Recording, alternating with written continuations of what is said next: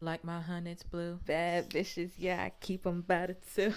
It's a big difference between me and you. Just kidding, just kidding. Well, it's finally here. I am trying to evoke the campiness of the original Pink Friday era with this furry top hat and my bodacious large sunglasses. Is it working? Am I evoking Pink Friday? I wanted to wear pink for this video because it's Pink Friday. This is like the pinkest thing in my closet and it's like a deep magenta. So she is here. She has arrived. It is December 8th.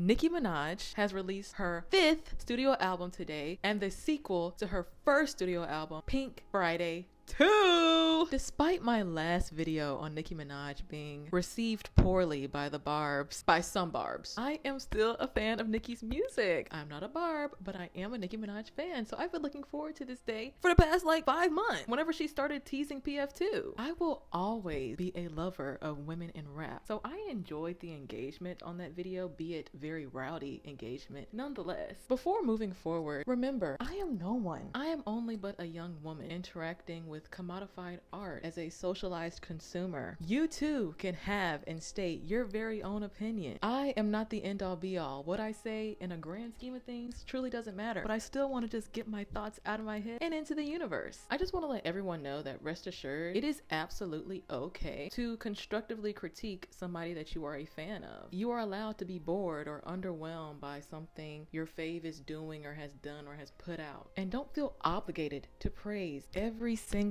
thing that your fave puts out into the world. Cough, cough, barbs. No, but this can go for a lot of fandoms, not just barbs. It's okay to have adverse thoughts. Like, I don't like everything my mom cooks. Doesn't mean I hate my mom. You know what I mean? Like, unlike the last video, I'm gonna try to strictly keep it to the music since this is an album review. But I do want to quickly just discuss things that have happened since that last video. I'm not big on social media. I like to detox and just hop in and out. What I quickly researched and saw on Google, she's released some new album cover. She released something called Pink Friday Nails. I'm not really sure what that is. The Pink Friday 2 perfume is officially out at JCPenney. Y'all let me know how it smells. I'm not the biggest perfume girl, but the bottles, the different bottles from like the different like Nicki's, that is so cute. Like, I have to give it to her. That is very cute. She's dropped some pictures, some behind the scenes footage. I saw she went on live with Monica and Keisha Cole.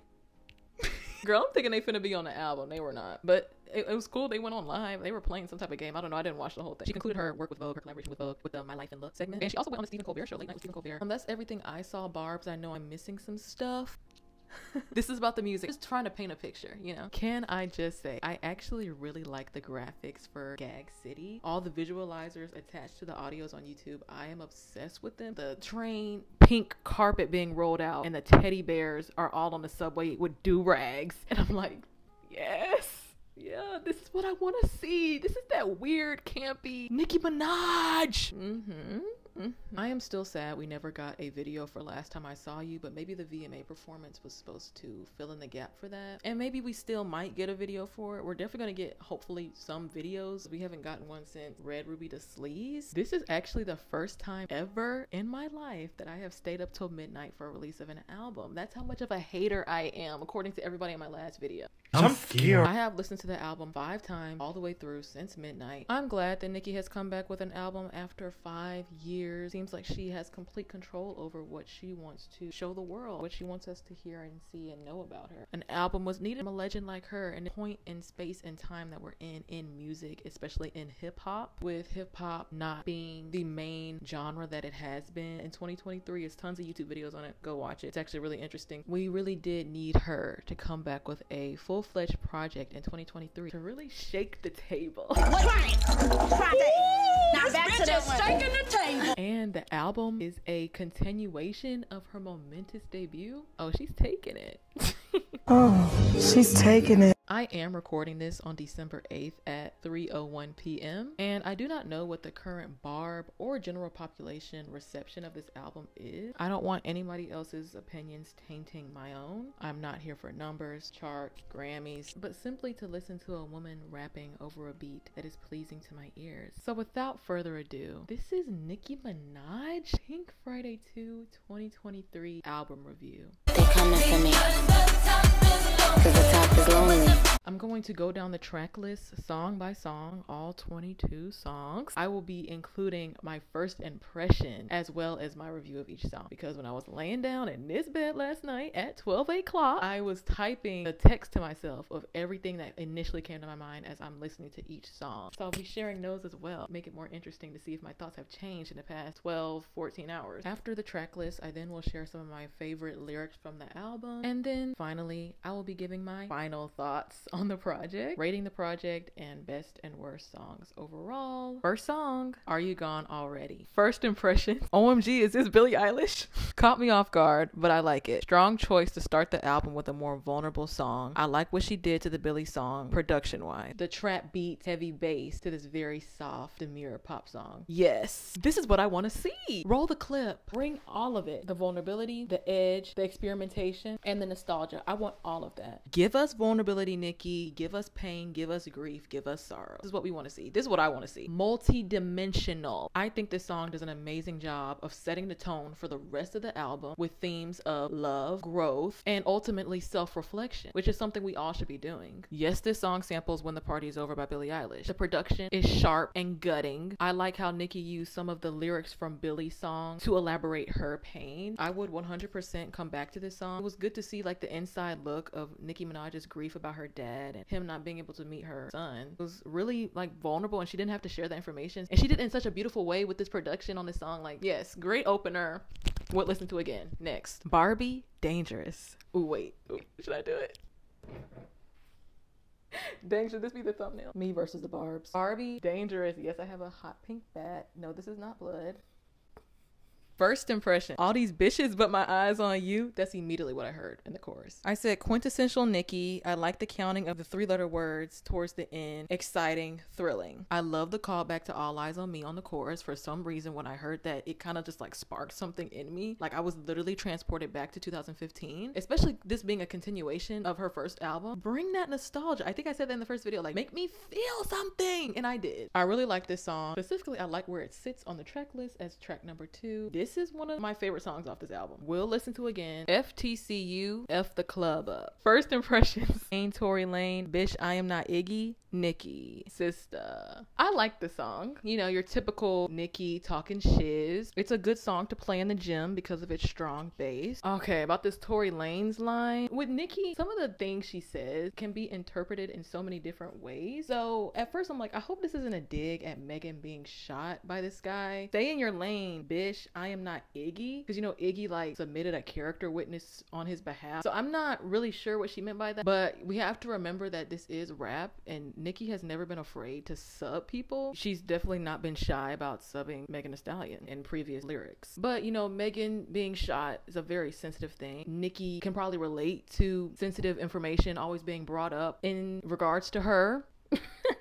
I never finished my thought, but to conclude, it was a very weird line to say, knowing Megan's been through a lot, and I'm sure Nicki wouldn't want all of her scars and issues and situations brought up in the same way. I know she's sick of people bringing up her husband. Just speculation. I kind of think she just did the name drops for buzz, and hopefully doesn't actually mean anything by it, because I don't even understand what she was trying to say. Would I listen to it again? Yeah, it's cute. Beat.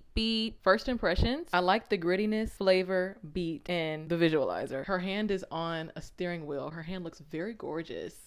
She has on these really pretty nails, and she has a ring on that says Gag City, and just the lighting of it all, the ambiance, it's just a really cool visualizer. For this song, Nicki is in her storyteller bag. It felt very much like Red Ruby took over in the studio when she was recording this. I like the song. I would listen to it again. Fallin for you. First impressions, gives me Pink Print Nicki vibes, which is one of my favorite eras of Nicki Minaj. I absolutely love the rough guitar strings in the beginning. Oh my gosh. Yeah, thank you, Nicki. Experimentation. Who else is doing this? I would have placed this song a little further down on the album. For some reason, it being like number 5, I think it's number 5. Right? I don't know, it seemed a little out of place. It's one of those songs where as it continues to go on, I enjoy it more. But the middle, it picks up, and the ending, yeah, it's like drives it home for me. Also, there's a very cinematic feel to this song.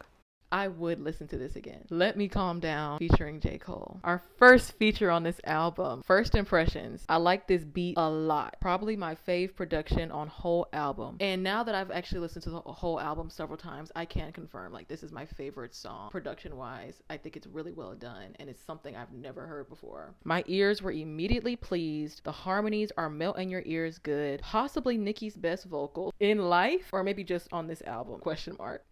J. Cole's verse stuck to subject matter. Okay, so last night when we're all waiting, she released the track list. I'm like, J. Cole? Oh wow, J. Cole and Nicki finna work together. Now y'all about to be real mad at me. Some of y'all about to be real mad at me. But I'm a little, I don't know if the word is let down. I don't even know what the word would be. Something synonymous to being let down. But let down sounds so harsh. When I saw J. Cole on the track list, I'm like, yes, finally, two of my faves finally collabing. Two highly celebrated and respected artists in the genre. I'm thinking this is finna be an old school hip hop, conversational, back and forth, tit for tat, braggadocious, gritty, raw type of track on how they are both the best in the game. Like seeing two superheroes come together to come save the world. And the world in this context would be the rap game. But no.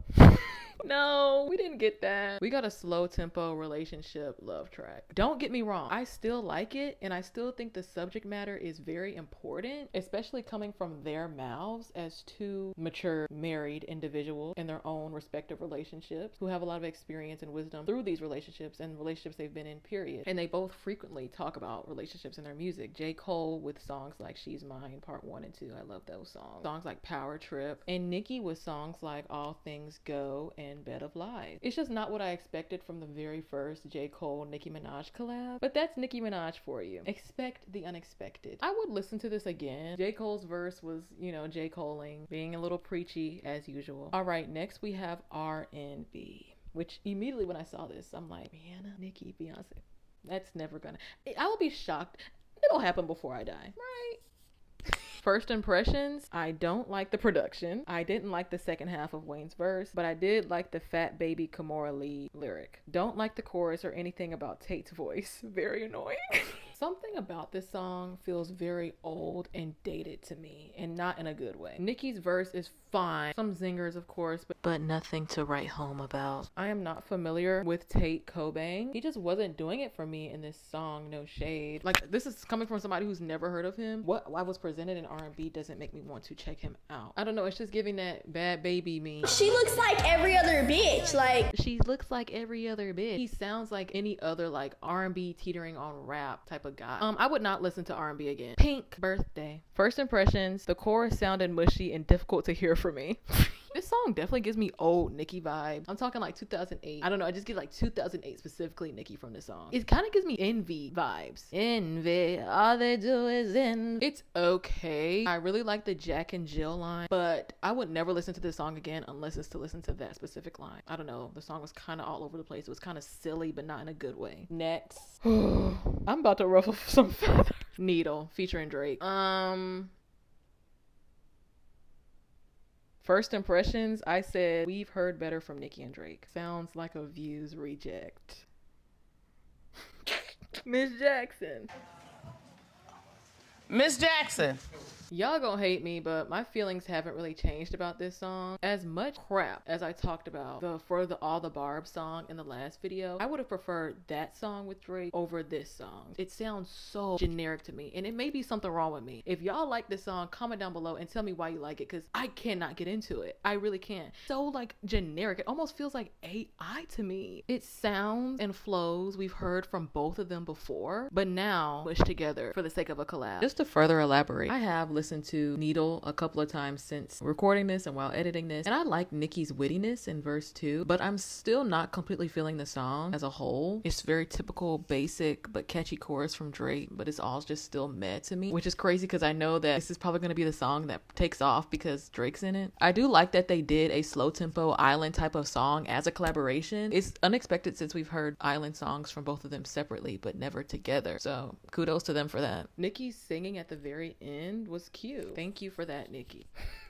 I don't really know what else to say. Like, this song just did not do it for me at all. Would not listen to this song again. Next, Cowgirl featuring Lourdes. Lourdes? I think it's Lourdes. I have never heard of this featured artist before, but I'm a fan now. Her sound is making me excited to check her out. I really like Cowgirl. It's one of my favorite songs on this album. It's giving very much OG Pink Friday. It's very fun. It's very girly. It's very cutesy. I could hear Doja on this record. I could hear this doing big on TikTok. I am obsessed with the featured artist's voice. A lot of people have voices like that where it's very airy and like you constantly singing your falsetto, and a lot of it sounds the same, but it's something about this chick where it doesn't sound like the other girls. I don't know what it is. It's something about her voice. It doesn't sound like every other bitch. Nicki and Lourdes' voices complement each other very well, and I would like to see them do more collaborations together because this is an A in my book. This is one of my favorite songs on the album. Would listen again. Next, Everybody featuring Lil Uzi Vert. First impressions, Jersey party banger. Came in super strong, heavy, unexpected, acceptable use of sample. Looking back, I think a part of that Jersey club mix sound is a little bit of chaoticness since he's coming off the heels of I Just Wanna Rock and that being like a big viral sensation. I think they were trying to emulate that same tone with this song. The Move Your Feet sample was fun. I think this track adds dynamic to the overall project. Nicki is not one note. Nicki tries to touch everything that interests her, whether the genre is pop, R&B, modern hip-hop, classic hip-hop. That's what I love about her. The song's pretty cool. You know, it's your typical like party dance track. And Nicki's creativity during the repeated use of body, I'm sitting in my $1 million home body, like that was cute. I would listen to this song again. Big difference. First impression, one of the catchiest choruses on the album. The beat is fun and infectious. Typical quintessential Nicki M talking. Gotta love it. Deeply obsessed with the beat switch up in verse 2. I can definitely see this song being the breakout song on the album, especially since people loved it so much when she teased it. Now that the whole song is out, oh, I see this going crazy. This is a really good song. Like, it's just Nicki M talking over a fun beat.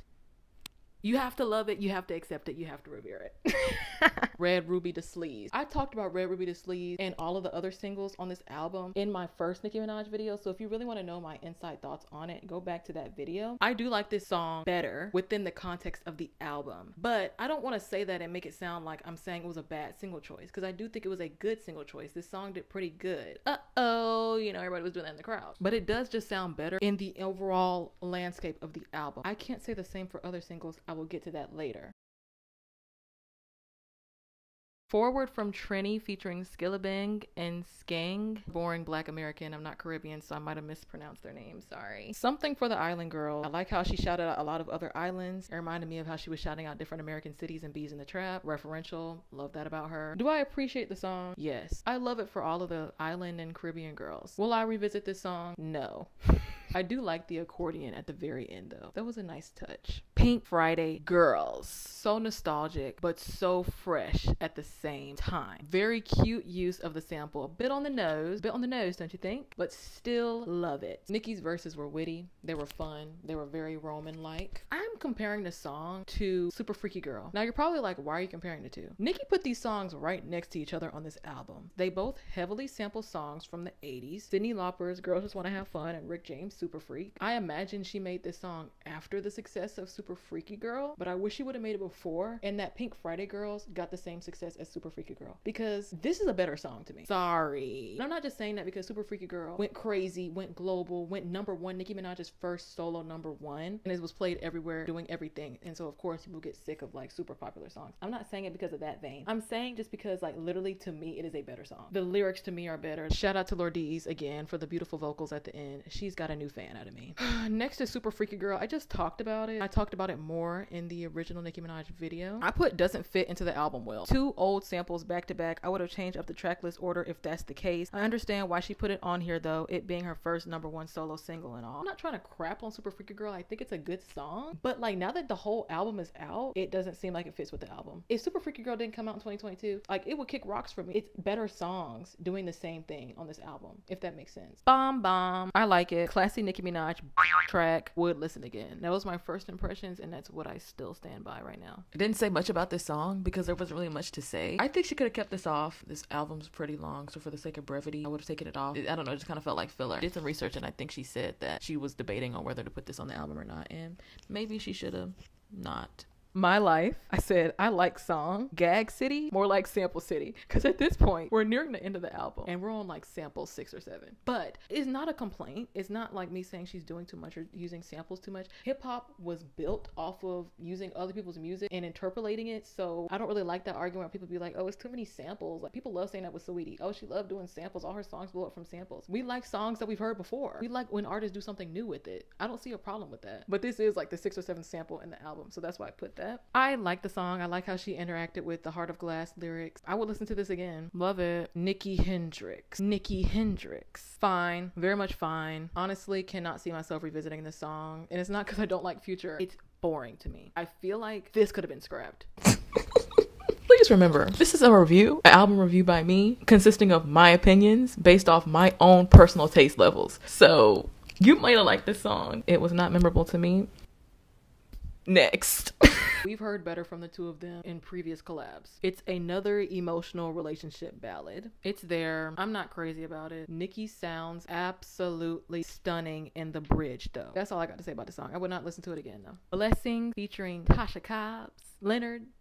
I'm already familiar with the I'm getting ready to see, I forget the name of the song, but Nicki did a feature for the remix of the song and it slaps because I served a God who parted the Red Sea. I was expecting something in that same vein. It's very much fine. I do like how this song serves as a change of pace for the album as we're nearing the end. Nicki's vocals and vulnerability shine bright on this song. Tasha being Tasha, nothing crazy, nothing we've never seen before. I personally like the other song they did together better, but this song isn't awful. Maybe just because I'm not super religious, I'm not resonating with it, but maybe a lot of Christians out there are like to this song. So for that, I appreciate it and I understand it. I wouldn't listen to this again though, no. Last Time I Saw You. If you want my full thoughts on this song, I talked about it in the last video. I still like this song. Hashtag sad girl hours. This song sounds great within the context of the whole album. I just hate we didn't get no music video, but we might still get one. I wish we would have got one before the release of this album. I don't really know what else to say. Like, I just really like the song. The production, her lyrics, the rapping. It's a great song. Would listen to it again. Just the memories. First impressions. At this point, I think I was tired. I said, I like it. Good close to album. Beautiful song. She gives thanks, reflects, and she seems proud and boastful, but still humble about memories she's created in her career and in her personal life.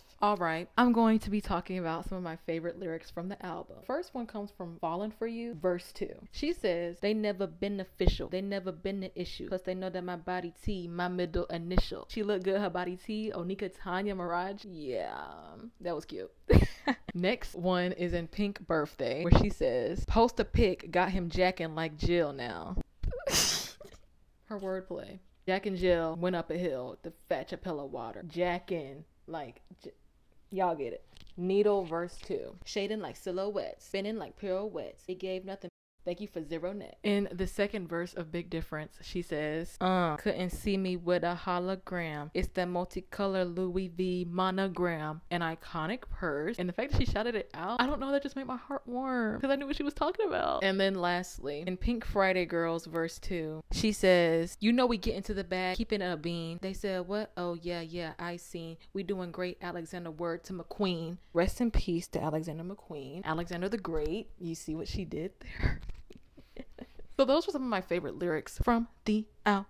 Best songs, it should be objective, and some people interchange best songs with their personal favorite songs. I'm gonna not do that. Immediately Barbie Dangerous, immediately Fallin for You, Big Difference, Red Ruby Da Sleeze, Pink Friday Girls, of course, Just the Memories. The worst songs to me, I'm going to get dragged for this. I wasn't really feeling any of the features outside of Lordeez and J. Cole. I think some of the worst songs, I didn't really mess with Pink Birthday. R&B, awful. In a different universe, Super Freaky Girl should not be on this album. Super Freaky Girl and Pink Friday Girls are like very similar. They're like cousins. I don't feel like both of them need to be on this album, but I get why both of them are on the album. Pink Friday Girls is the superior song, but Super Freaky Girl is her first #1. So Bahm Bahm and My Life, I enjoyed both songs, but that was another decision. Like I would have been like, okay, it's one or the other. And then I would have chosen between Let Me Calm Down and Nicki Hendrix. Both are two emotional love ballads. I don't think we needed both of them. And Let Me Calm Down is a stronger one. We've heard enough of Future. If you do one or the other for a lot of these songs, could have shaved this album down 5 songs and this would have been like a solid 17 song project. But I get why she made it 22 songs, because the Barbs want more music. The album is 70 minutes and 14 seconds. I pray for the Barbz. that know all of Nicki's lyrics but can't read. Nicki definitely brought the vibes that I was expecting, but she still kept me on my toes. I think this is a great 5th studio album. Is this the best we've ever seen from Nicki? That's for you to decide. You thought I was gonna give you an answer.